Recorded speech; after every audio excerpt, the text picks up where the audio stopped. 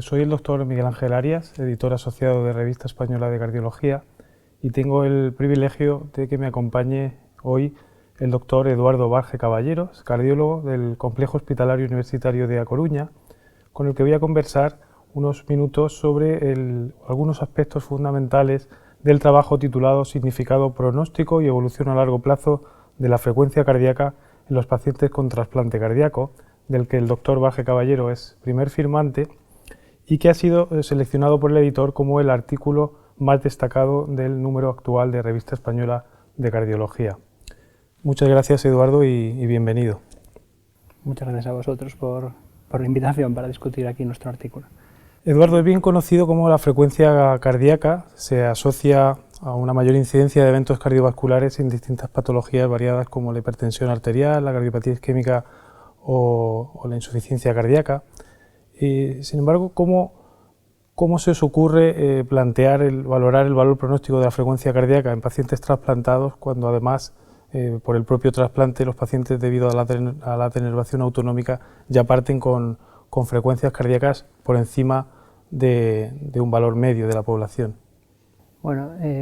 realmente, como tú bien dices, esto es algo ya bien conocido hace muchos años, que por la denervación los pacientes con trasplante cardíaco tienen una frecuencia cardíaca en reposo más elevada de lo normal. Y esto siempre, o tradicionalmente, a los que nos dedicamos al trasplante, pues no nos preocupaba, porque como bien has explicado, es un hallazgo que se consideraba hasta normal o lo habitual en estos pacientes. Realmente la idea de hacer este estudio surge pues después de la publicación de los estudios de levabradina en la insuficiencia cardíaca y en la cardiopatía isquémica. A partir del año 2010-2011 se le empieza a dar mucha importancia a la frecuencia cardíaca como factor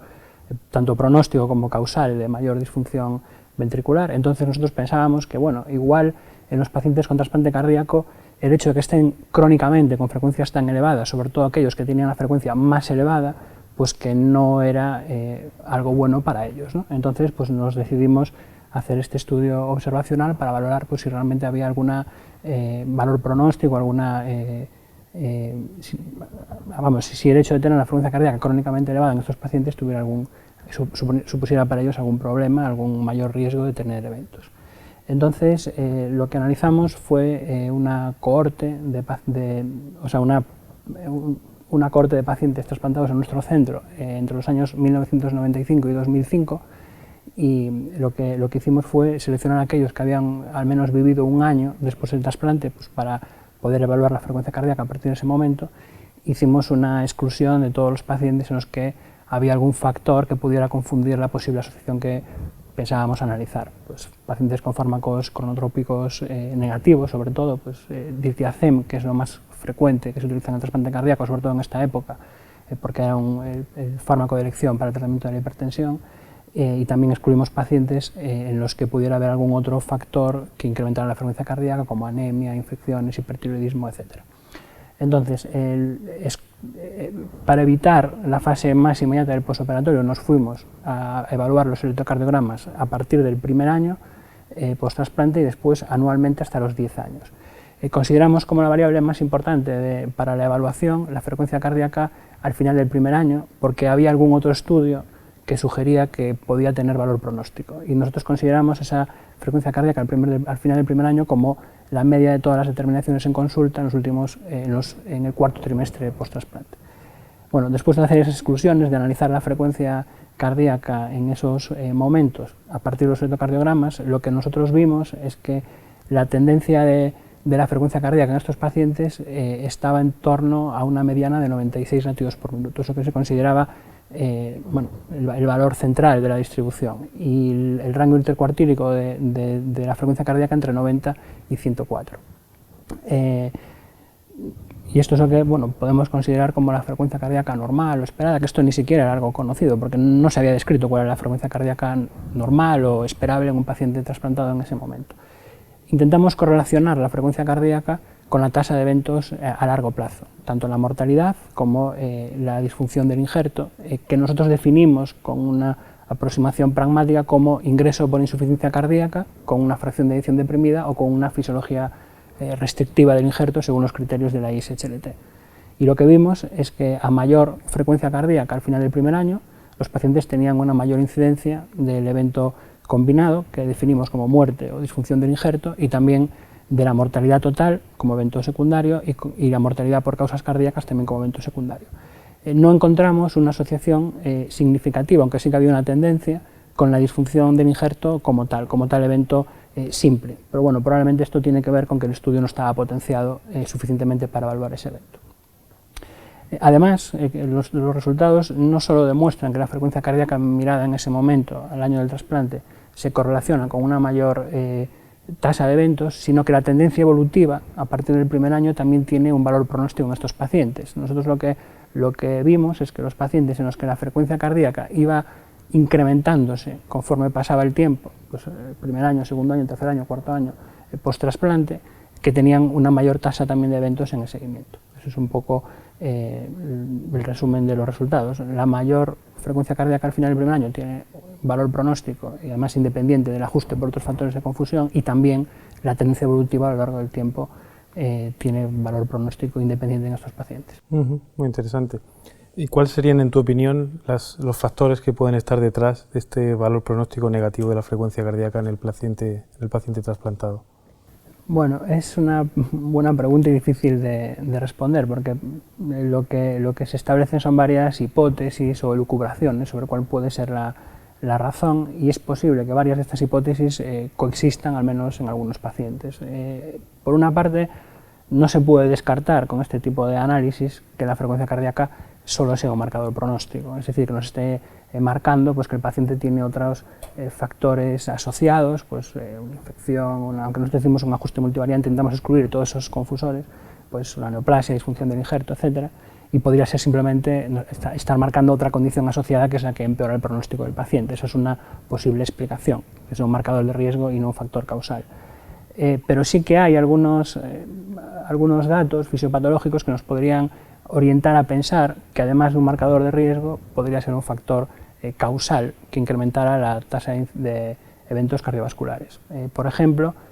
se piensa que como estos pacientes están denervados, realmente la frecuencia cardíaca depende fundamentalmente de la concentración de catecolaminas circulantes, y sabemos pues, que los niveles altos de catecolaminas, bueno, históricamente en la enfermedad cardiovascular pues, son un marcador de mal pronóstico, ¿no? Pues porque aumentan el riesgo de disfunción contráctil, porque aumentan el riesgo de arritmias ventriculares, muerte súbita, etc. Esa podría ser una explicación. También hay algunos datos, aunque esto también es muy controvertido porque los estudios previos no lo han demostrado con claridad,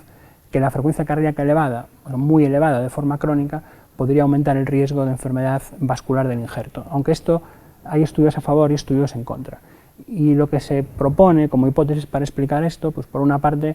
por analogía con la enfermedad coronaria de los pacientes sin trasplante cardíaco, pues sabemos que los pacientes con una elevación crónica de la frecuencia cardíaca tienen un mayor riesgo de aterosclerosis. De hecho, es una de las hipótesis de trabajo por las que se planteó el estudio Beautiful con la ivabradina. Y además también se ha visto que en los pacientes con trasplante cardíaco hay una hiperactivación de los mecanismos de respuesta inmunológica a nivel del endotelio. Hay una hiperexpresión de moléculas de adhesión, citocinas, etc. Y esto, aunque no hay una demostración fehaciente, podría ser podría ser explicado porque son pacientes con una mayor reactividad vascular y una mayor, teóricamente, riesgo de rechazo vascular, y esto se puede correlacionar con la enfermedad vascular del injerto. Pero evidentemente son hipótesis que en nuestro estudio no puede abordar, simplemente las plantea, y que habrá que hacer otro tipo de trabajos pues, para profundizar en este aspecto. Llevando los datos del trabajo a la práctica clínica, entonces, ¿qué debemos pensar o qué deberíamos plantearnos hacer ante un paciente trasplantado que tiene unas frecuencias cardíacas ya unos meses después del trasplante por encima de estos valores medianos que hemos encontrado, que has comentado? Sí, nosotros, bueno, en el estudio, como habíamos dicho, sobre todo el valor, los pacientes con peor pronóstico en cuanto a tasa de incidencia de eventos de muerte y disfunción del injerto eran los pacientes con frecuencias por encima de 105 en reposo. Bueno, esto es lo que hemos encontrado, evidentemente otros estudios han encontrado otros puntos de corte. A ver, si yo me encuentro un paciente al cabo de un año, que el paciente está estable, pero que tiene una frecuencia cardíaca tan elevada en reposo, pues probablemente, y esto siendo honrado, no voy a hacer nada en concreto, o sea, no voy a tratarle porque no tengo una evidencia que me lo avale, ¿no? Tratar esos pacientes, pero sí que probablemente el seguimiento clínico ha de ser más estrecho, pues siempre estar más pendiente a que es un paciente que puede tener pues mayor riesgo de eventos y que uno pues no puede quizá quedarse con hacer un ecocardiograma al año o a los 2 años, sino verlo pues cada 3 meses en consultas, hacer un seguimiento un poquito más estricto, atendiendo siempre a posibles signos de rechazo, de aparición de enfermedades vasculares de injerto precoz, etc. Es un poco quizá un seguimiento más estrecho y de momento no tenemos tampoco evidencia para decir que haya que hacer otra cosa, al menos de momento. Igual en unos años esto cambia. Claro. O sea, desde luego a la vista de estos datos parece interesante que se puedan confirmar en estudios a mayor escala, ¿no? Y la pregunta que te quiero hacer es, ¿crees que hay evidencias suficientes como para plantear estudios de intervención sobre la frecuencia cardíaca en el paciente trasplantado? Bueno, por ejemplo, como comentabas, fármacos como la ivabradina, etcétera. Pues también es una pregunta muy relevante y pertinente. A ver, realmente yo creo que hoy ya tenemos nuestro estudio, bueno, realmente esto no lo hemos dicho antes, es un estudio confirmatorio. Ya hay otros, al menos 3 trabajos en tamaño muestral similar, estudios unicéntricos, 2 de hecho, 2 por cierto en España, en Valencia y en Barcelona, que concluyen cosas parecidas a lo que concluimos nosotros, ¿no? Entonces, sí que ya hay una cierta evidencia para a partir de aquí plantear intervenciones o estudios aleatorizados quizá con una intervención farmacológica. Todos pensamos en ivabradina porque se conocen los efectos secundarios de los beta-bloqueantes en el paciente denervado y de hecho creo, por lo que tengo conocimiento, que hay algún grupo que ya está planteando ensayos clínicos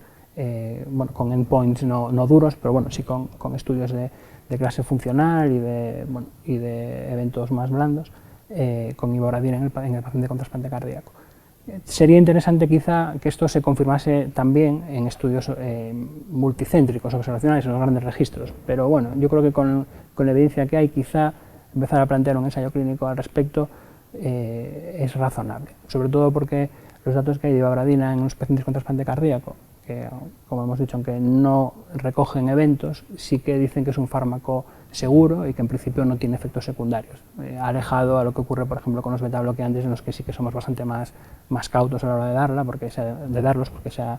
hay estudios en los que se ve que los pacientes empeoran su clase funcional, su capacidad de ejercicio, etc. Entonces,